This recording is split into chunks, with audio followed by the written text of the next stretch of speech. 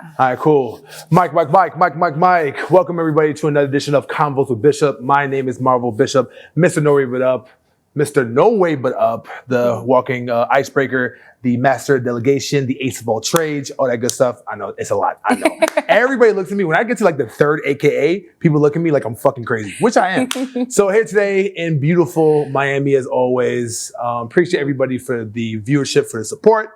And we are rocking as always, and we are moving. So today, for the, I think we tried to do this like at least 3 times. Yeah. Maybe 4. 4 months. She was avoiding me, ladies and gentlemen. She was avoiding me. You know what I'm saying? Like she purposely lost her passport and everything. No, you don't. No, you don't. Say, no one would purposely lose their passport. Yo, imagine purposely losing your passport. That would be wild. No. We tried to get together with this conversation because I actually met her at Floyd's birthday party on South Beach. Very, very interesting woman to say the least. I checked out a little bit of your music and like your. I checked out one of the music videos. You had the short hair. It was you had the mic. I forgot the name of the song. It was I think it was a freestyle. I think. Yeah, that was pretty okay. Yeah, I shot that hair. Yeah. So Miss Erin, Erin, how are you? I am wonderful. Yes. I'm a bit anyhow. It's been a minute. It's been a minute since I've been here, so I'm like getting back into. The fast pace is like I'm a bit drained, but I'm good. I got you. Yeah, because I mean we're more at the end of Memorial Day weekend. Yeah. The so you already know. Yeah, the turn up and the outside and you know what I'm saying. But kind of a little bit different than the Bahamas. I guess the Bahamas is a little bit slower, right? Yeah, it's slower, but I mean in terms of partying, no, the party like you always go. It's a big tourism place there, right? Yeah. Okay. Of course. No, I got you. So as I always like to start, with you as far as like, your beginnings and your journey into how you pretty much got into the woman and the artistry that you are today. So the floor is yours. Okay, well, it's kind of a bit of a story, so I'll probably just really pull out the key points. That's because whatever you want. It's a long story. Listen. I mean, we got time, but not that much time. Yeah. Yeah. Go ahead. Yeah. Well, I really started when I was 11, 12 years old, really, because my brother, he did music. So he did music in the Bahamas. And then, like, he was really doing good with this. So his songs was, like, making it, like, to TV shows and just different things. So, of course, that inspired me from 12, like, just watching him go to the studio, he'd record his song, then he'd pull up outside and tell us, come outside and actually listen to the song. So I always basically just watching him be hyped about it, watching him be happy about it. It's like, it just inspired me. I'm like, okay, I want to do the same thing. Like instantly I was like, that's what I wanted to do. So he got me in the studio, but it started off more so like where he just was writing for me, just catching the vibe, catching the feeling. I'm in the studio recording. Then my sisters got jealous and they wanted to be in the studio too. So it ended up becoming like a little rap group. It was like called Red Dynasty. Okay. But you can still find us on YouTube. Okay. How many people? It's 4 of us. 4 of us, okay. Yeah, so my name was T-Baby at the time because I was the youngest. And then like my first name starts with T. So it started off like that more so. And I know we had joined Remix.com. I don't know if you remember years ago, Ludacris had this website up called Remix.com, but he was helping like talent all over the world. So I know it's between us and like this other group, basically who was kind of at the top of like the list of like, people who was actually going to win it. So if you won, we really was going to be flew out to LA and record in Ludacris studio. But unfortunately, I think I spoke to Ludacris actually when I was 12 years old on the phone. And because of the lyrics in the song, he was like, hold up, she too young to be saying this. My brother had to explain that my sisters were older. So they were the ones really saying I had maybe like 8 bars. So, but I was the only person that we could have talked to at the time because everyone else was doing like examinations, like, national examinations. So okay. So you were the only one that was pretty much available. Yeah. Yeah. I was the only person who was available that day. So after I spoke with him, I'm not sure exactly what took place with the website, but I know it just went down and it was like, okay, what do we do now? So at this point, my brother's like, well, if y'all really want it, then y'all got to start writing for yourself. Y'all really got to start chasing it yourself. And I'm like, but I don't even know where to start. Like, you started for me. So at 14, that's when I started really writing and everything. And I just really got into music from then. So I was doing my own raps, and I didn't really started actually putting it out until I was about 16. Because I wanted to make sure it was perfect. And then it just was like the vibe just kept growing from then. So question, at your young age, have you always had the feel of like you're always like the youngest one when it comes to everything? How did that make you feel? I felt good. Yeah. I felt good. The reason why I'm asking is because usually people who are usually like the youngest in a group or youngest are actually doing something, you know, they don't necessarily be taken seriously, or they always have to like prove themselves like time and time again, or at least a little bit more than anybody else. So I don't know if you can attest to that or. Not really. I never really had that issue because I think my confidence, it shows. Like I'm not a person who have to put on, who have to fake it. Like I'm who I am, and that's it. So I don't think like people ever see it as where I have something to prove. They more associate as, okay, well, I just wait till she grows into certain things, you know? As Jay-Z says, he has a lot of lines, but he's not just one line. Exactly. But either love me or leave me alone. Basically. Exactly. You know? So, okay, so we passed forward pretty much. So 16, right? Yep. And then what was next for you after that? It was really just like the plan from when I was younger was just years ago. It's like, okay, work, and I have to leave the Bahamas. Because it's like the industry, there's no, at least for a hip hop artist, let me say that. For hip hop artists, no real industry in the Bahamas for us. So we have to make our way on the outside. Because you find more of like soca music, more rake and scrape music popular in the Bahamas. But when it comes to rap, it's like, oh, there's nothing there. So we literally have to like, you know, come outside, come off our rock. Leave the rock, leave home. And, you know, just really try to. But here's the thing. So obviously, you know, like America is like a land of opportunity, right?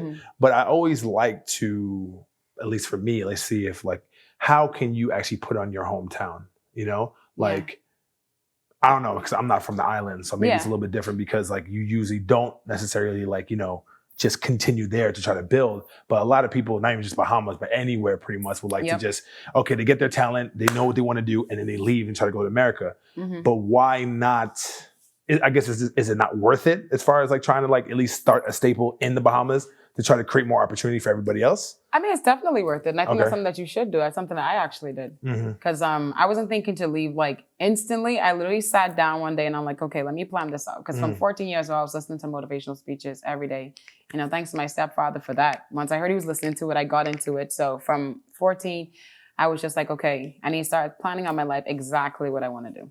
Exactly how I'm going to go about it. Because I already had, I think at 20, 21, I think about that age, I already had saved up a certain amount of money. I think about $20,000. I'm like, okay, I'm going to move to the States instantly. I'm like, I'm done. This was like maybe 2018. And I said, I'm moving. And then something said, you know what? Because something just stopped me. And it's like, you know what? Maybe you should just move to another island. Because I live in Freeport. Freeport's like the second city. But Nassau is the capital. So that's where I'm at now. So it just told me to literally move to the capital and really build myself more before I move to the U.S. So that's been my main thing. So it said that you were building pretty much in Nassau. Is that how you were pretty much balancing like your artistry and then getting into radio? Like how did that happen? Well, when it came to music, it was like, okay, I just have to be really precise about how I want to go about it. And then honestly, it started because, you know, you start dealing with certain things in life, like real life stuff, especially with me finally moving on my own and just being by myself, no family really around me, maybe my sister. But that was it. So it was like just having to figure everything out. It's like I did take a break from music because I really needed to figure things out. And I just randomly happened to get back into radio because I did radio when I was in Freeport. But I didn't expect to do it in Nassau.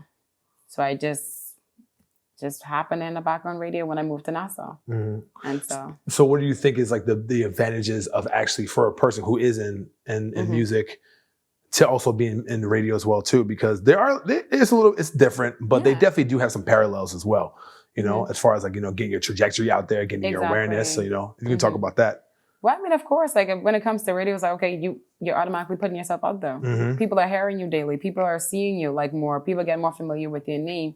So it's almost like anything else you do, any other talent you have, it's attached to you. So now people really want to, get to know, okay, well, you do music. Oh, I didn't know. Let me hear this. So now it's like, it just depends, like, you know, but I think it definitely helps in a major way. But at times, do you think it could actually be a detriment as well, depending on what kind of music and what kind of genre you want to do? You know what I'm saying? So here's the thing about me, right? So like, you know, because I used to spit, you know, sweet little 16 back in the day. I didn't keep it sour. When did you stop? When I start? When I stopped? When did you stop? Are you still doing it? No. I stopped when I was like 15, 16 years old. Oh, that was quick. Yeah. I was short and sweet. Yeah, exactly. As I said. You know what I'm saying? But I do have aspirations, you know what I'm saying? I have you know what's funny? Back at home in New York, like I actually have like a full book of rhymes. Oh. Yeah. And you didn't bring it? I didn't bring it back at home. But I might still bring it. I don't know. I'm doing too much as it is. Not too much. I'm never doing too much, but I'm doing a lot as it is. But anyways, back to you. What was I getting into? Okay. So if I was an artist, depending on what kind of genre or what kind of topics I want to talk about, especially something that's like near and dear, not getting vulgar, you know, I know it's like, you know, it's hot girl summer right now. It is what it is. But also keeping that artistry and that form and that creativity alive versus like keeping like a standard that you have to have in radio. Yeah. So talk to me about that balance that you have to fight. That's the difficult part. Yeah. And that's why I think I actually have me where I was like, okay, I'm kind of, I don't want to say scared, but I have to be very careful about releasing a song. Because even a few freestyles I released, and I was like, you know what, I don't care. After that, and I'm like, this is what I've been doing, and this is how I actually got into radio. So I don't want to never change that side of me just because, you know, one career path. When basically music was like my first, like, you know, rapping, and that was my first career path. So I'm like, I don't want to change that entirely just because of now I'm on radio. So it's like, okay, like you said, what Jay-Z said. But where's the fine line when it comes to conformity though? Like where like you want to make sure that, you know, you can definitely change, but to the point where like you still stay true to yourself. Like where is that line? You have to find it for you. I mean, it's hard, but of course, you know, in the Bahamas, the market is going to be a bit different from here. So it's like, you have to find that line. It's hard. I ain't gonna lie, it's hard, but you have to figure it out for you. And what's gonna work, because everywhere else is gonna be different. But like for me, of course, you know, when you're working with corporate, you have companies, so you want to be careful with it. But you still got to do your thing. Like, no, of course, because I mean, you don't. But it's a very thin line. Yeah, no, definitely. I mean, it's like radio is something like, you know, like. Maybe you'll definitely have like a long-lasting career of it, but like I would imagine you would want to be in music a lot more than like, you know, radio. You want to use radio as like your catapult to get to kind of put your staple into music, you know? And speaking about other staples and like what other things you do, and you do hostings as well too, right? Yeah. So I've never really understood like I understand the concept, but when it comes to like the behind the scenes and the business of hosting, talk to me about that, and then also too, like, because now I think I'm getting in. It's like, damn, you know, this girl's kind of like me. You know, she does like a million things. You know what I'm saying? Like, you know, well, listen, you gotta do to fucking figure it out. It is what it is. But one of the things, as far as like looking at your page and knowing you, and you know, getting to know you as a person, is the word balance. Yeah. So how the hell do you balance? You gotta figure it out. No, listen. Don't give me the PC answer. Oh, you know, you just gotta figure it. No, let's get into it. Like for real. Like what do you do if you have, like, for instance, like the pros and like the pros and cons as far as like balancing it? You know, like if you had a chance between either doing a hosting or doing a radio gig or doing like, you know, a music gig. Yes, you would want to do a music gig. I get that because that's your love. But also, too, hosting can actually give you opportunities to pretty much excel yourself and put yourself out there. You're right. So just do everything. Yeah, that's fine, Erin. Yeah, but like I really want to get into like, how do you do everything? Oh. Come on, give it to me. It's hard to explain, man. That's fine. Explain it however you want it. However it comes out. It's all good. I just like, you just do it. Like, honestly, I don't really think on these things too much. I'm a person like, okay, this has to get done. I'm just going to do it. This is necessary for me to do. I'm going to do it. I need to get to this next step. I have to do this. Okay, I'm going to do it. So I never really think too much on like, I'm just saying like, okay, how am I really going to balance it out? I'm like, I'm just do what I got to do. If I get tired, I'll take a break. I probably like Mondays is my break day. Okay, like don't text me, don't call me, don't ask me to go out. Nothing. Only if it's serious now. Okay, I got you. Or doing an interview. This is a Monday right now. But it's different though. It's different. I got you.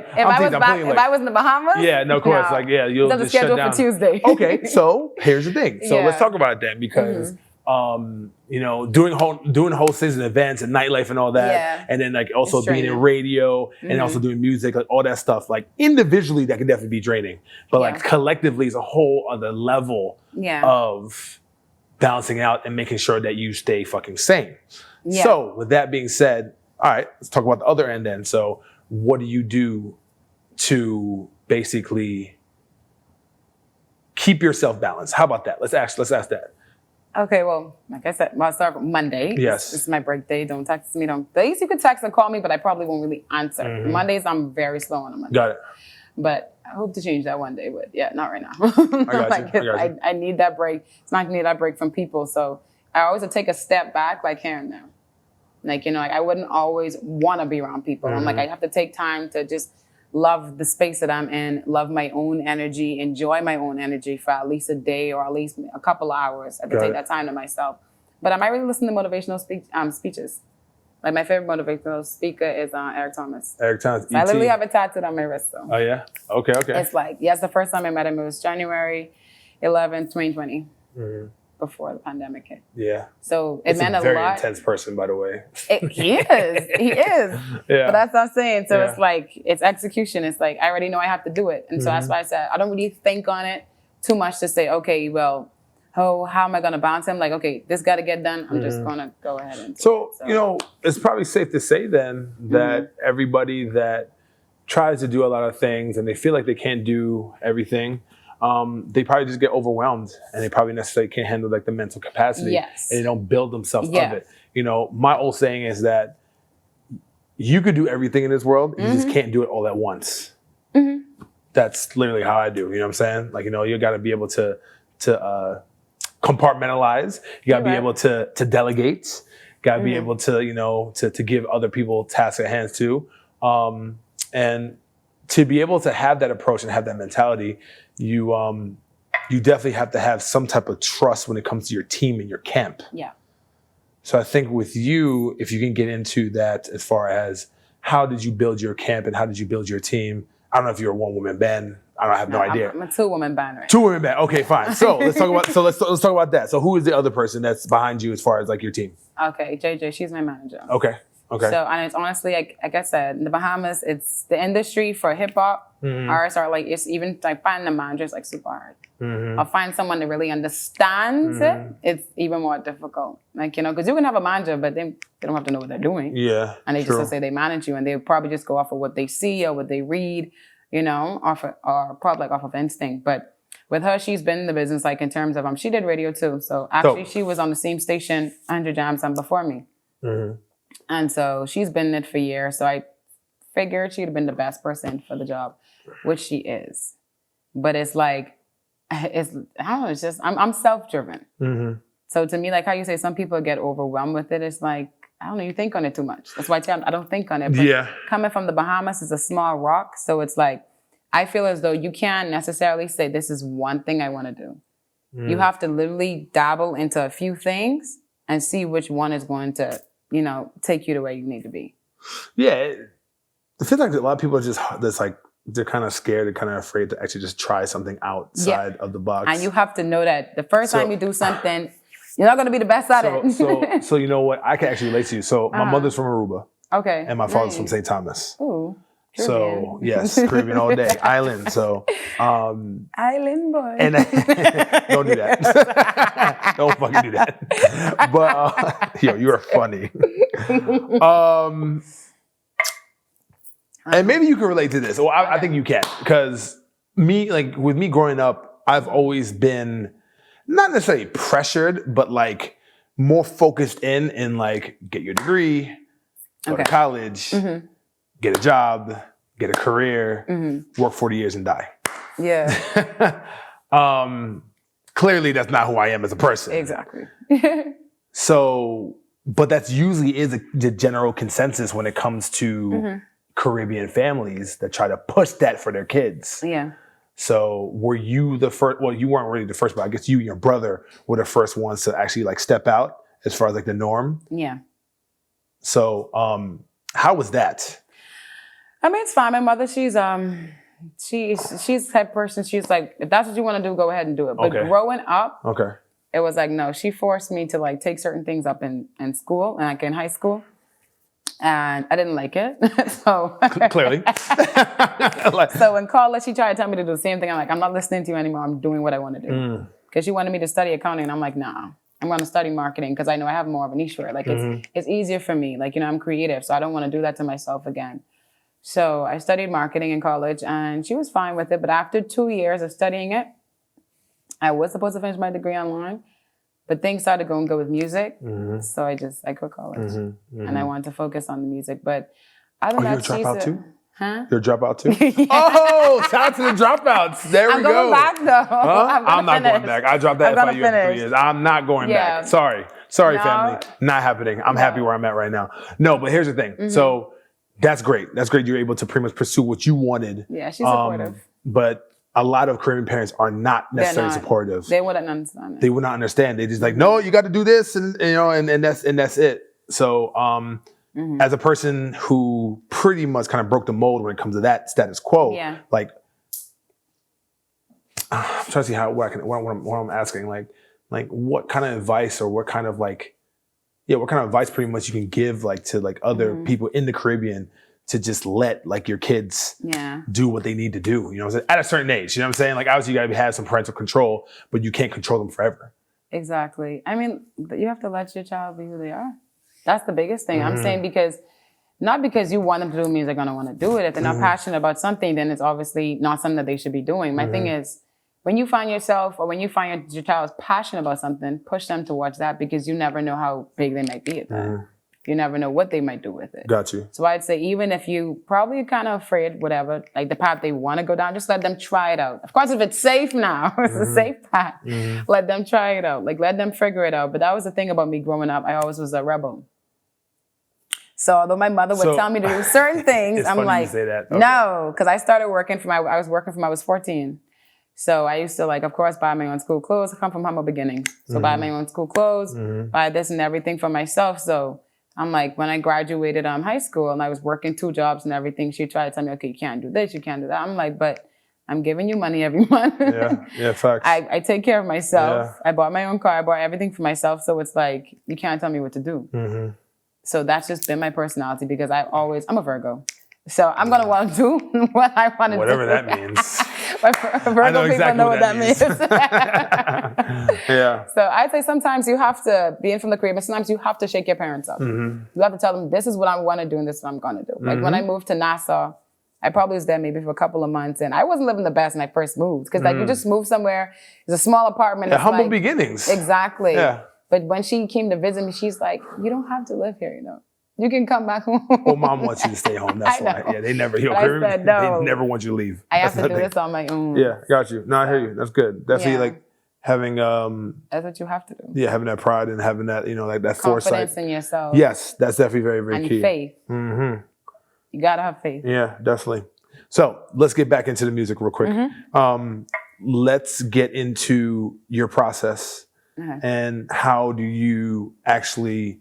Because there's so many artists do things differently. They like to write stuff down. They like to just hear the music first and then write it down. Some of them actually like to hear the music while in the studio while pretty much try to freestyle as much and try to formulate some bars some verses. What style do you have? I have to listen to the instrumental. I basically it's tough to find really. Once it catches my ear, then I start writing instantly. Or sometimes I just be in the car and a quick bar come to okay, let me voice record it, put it in my phone, let me save it.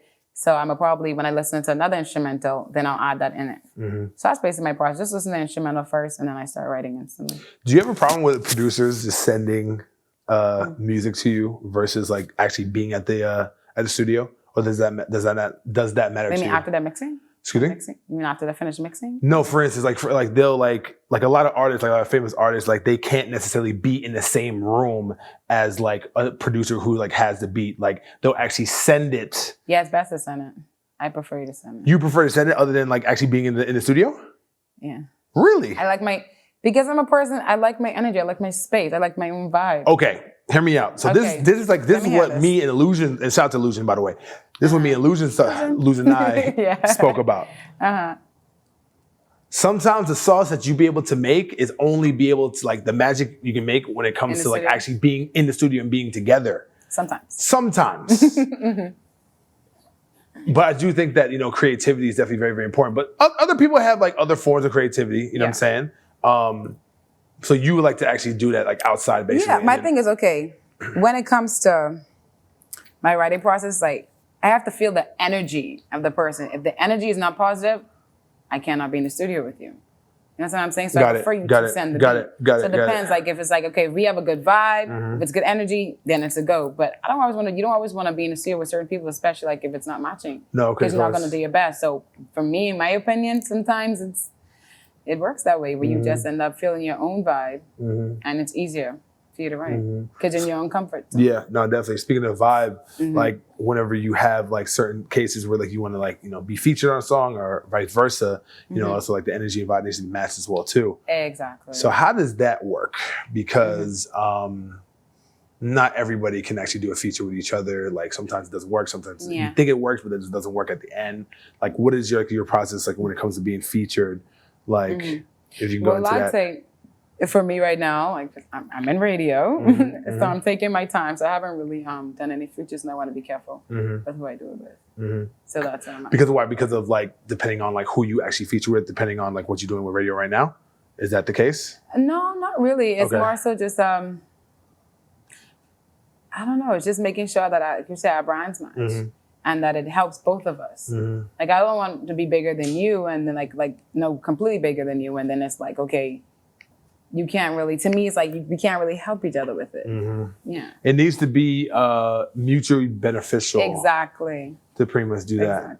Exactly. Okay.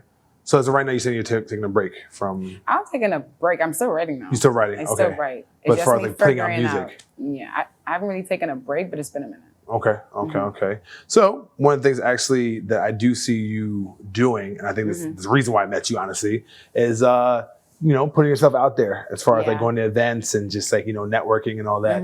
I know a lot of, do you consider yourself an extrovert or introvert? Introvert. But you're really good at marketing, at networking though. So how does that work? You just gotta do it. Oh my God, man. Is that what it is? Is that what we're doing? Oh, listen. Cut the tape. We just gotta do it. No, but I mean, like, to me, I'm not gonna say it again, but let me try not to say it again. Let me say that. I'm just saying, Erin, because look, you have to understand, like, a lot of people don't really have the mentality that you, a lot of artists don't have the mentality, oh yeah, Nike, just do it. No, like, a lot of them actually like suffer from like anxiety and like being able, like, I know an artist personally myself, I'm not gonna say his name, where like, yeah, he would love to like, you know, go out and like network in like a party like Floyd, but he doesn't know how to. Like he gets nervous, you know what I'm saying? So like as you as a person that I've seen it, and that's the reason why I met you, and like you're a very confident person, like what are the methods to be able to network as an artist in certain events to get what you need? Yeah, I mean, to me, the biggest thing is being yourself. Okay. You definitely want to be yourself. But certain things that you know you need to change, like if you know you need to be more extroverted to get to, if you have a career path and you really want that, if you know you have to be extroverted, then you got to be extroverted. You have to train yourself. So whatever's your comfort zone, you have to take yourself out of that. And to me, you always have to just evaluate yourself. Like to me, evaluate yourself every 2 weeks, every month. Look at certain things you need to change to help you get better, whether it's like your personal life or when it comes to your career. Because that's something that you always have to look at. That's how I see it. So. Okay, I got it. Yeah. So that's why I'm like, I get shy too. We get nervous, but when you look at when you like really research other celebrities or like celebrities period, and they're telling their story or they're telling like, you know, their process of things, of, you know, going on stage, they all get nervous, but they say that's a good thing. So being nervous is not a bad thing. It's a good thing. So which celebrity or which like not influencer, like, you know, big name person that aligns with you the most where like you really want to meet to further your career, like any type of career? You know what I'm about to say. From the Caribbean, like Rihanna, Nicki Minaj. Okay, I mean, that's fine. That's of course. But anybody else or nobody else matters. Don't say that. I did not say that. You said that. I said that, yes. But like I told you, Nicki Minaj, Rihanna, they're from the Caribbean. Like, you know, Nicki Minaj Trinidadian.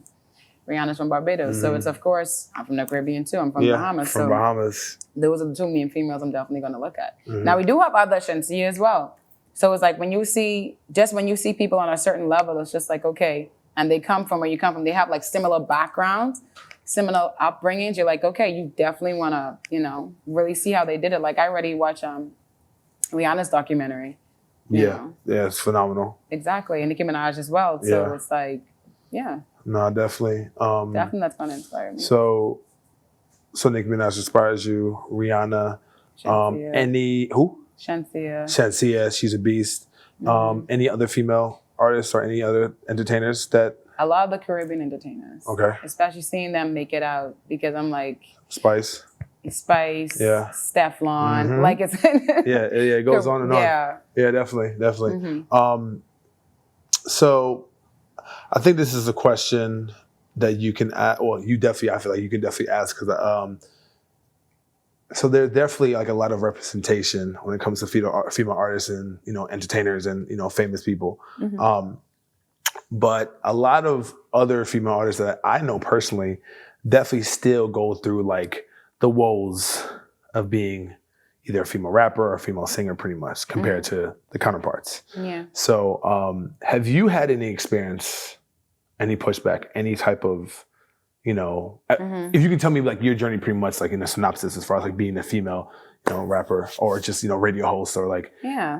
I mean, the business is male dominated. So sometimes, especially like putting myself out there and networking, and sometimes you're going to be, I've been uncomfortable in places or in spaces. And it's just that discomfort. So how do you navigate toward away, or how do you navigate through that? You want me to say it? Yes. Just do it. I'm like, you're just. Is that what it is? Just do it? Really? Okay. Yeah. She's the expert. Take a shot of tequila and do it. What? There you go. Oh man. Okay. Okay. Brand drop. What brand are you? What brand? Brand drop.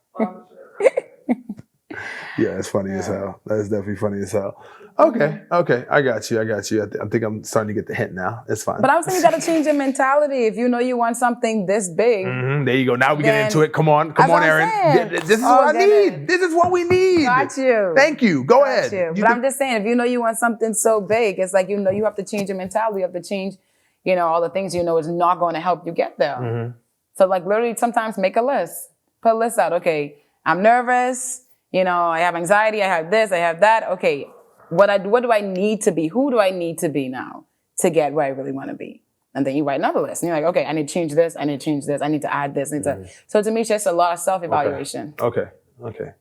Motivational speeches. Listen to them. No, that's dope. No, definitely. Writing it down. Books, yeah. Whenever you have to, read books as well too. Help yourself and help your knowledge in anything that you're pretty much lacking. Yes, but most importantly, take time out for yourself. As I can say, be around your own energy. Like, it's nothing wrong being around people every day, but no, you have to take time for you and be around your own energy and trust your own energy. And that's how you get to know yourself more. Because at times if you're around like so many people all the time, like you tend to actually take on their own energy and then you actually become them or a mirror of them. Yeah. And you're not truly yourself. And that happens. And that happens, especially in the industry. And, a lot of people they're not themselves at all. They just take this one little thing from somebody, whatever, and they want to fucking run with it. Like, you have to choose your relationships carefully. And I'm not just talking about actually relationships. Yeah. It's like friendships, whatever. It's just choose it carefully. Yeah. So to wrap up, this has definitely been really good. Finally, I'm so glad we had this conversation. So what is your inspiration when it comes to everything that you do? Not just artistry, not just radio, not just hosting. Like what and who is your inspiration? Well, of course, my mom. She's my inspiration. It really started off with her because, single parent home. So it's just watching her, and then statistically, I'm not supposed to be where I'm at now. Yeah, no facts. Yeah. My biggest thing is beating statistics and just putting on for my country too, because there's a lot of people like I told you, represent from Trinidad, represent for Jamaica, represent for Barbados, a lot of other Caribbean countries or Caribbean islands, and it's like there's no one really. I mean, there are people in the business that are bohemian, but it's like I want someone who's really gonna be on the level like Rihanna, like that Nicki Minaj, that Shensia, like that Spice, who's really out there. Okay. So I'd say that definitely keeps me going because I know we need that for us. Yeah. Yeah, we definitely need a Caribbean. Someone who's going to open the door for a lot more Bahamian artists, because when it comes to hip hop, like I told you, it's not big. When it comes to being a hip hop artist in the Bahamas, it's not big. So you have to leave. So I think that opened up the doors for a lot of our creators, a lot of artists.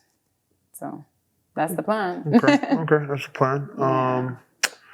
Trying to see. I know we're a little bit in a time constraint, but I think we hit pretty much everything. I think we did. All right, cool. Yeah, no, I'm cool. All right, so before we wrap up, if we can pretty much know any other future plans or any future endeavors that you have, any way we can definitely promote you as well, please let me know, what you got going on. And shameless plug as well, too. We can find all your stuff, your music, where to find your radio, and how to book you when it comes to hosting. Okay. Go ahead.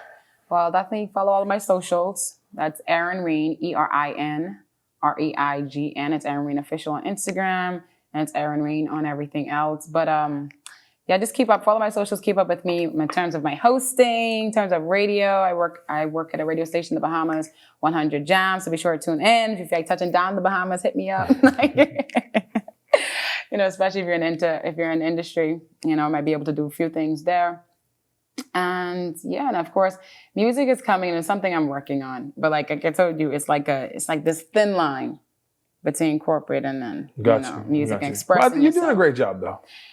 Yeah, but it's not an easy job. It's not, because of course I've been sponsored by one ambassadors for one of our telephone networks, Alive. Dope. Congrats. So even being an ambassador for them, it's hard putting music out, but it's like, I'm going to do it and then I'll just see what they say. Yeah. I'm like, if they don't like it, they don't like it. But I'm like, just do it, right? Just do it. Exactly. See we ended on a good note. Just do it. Yeah, just do it.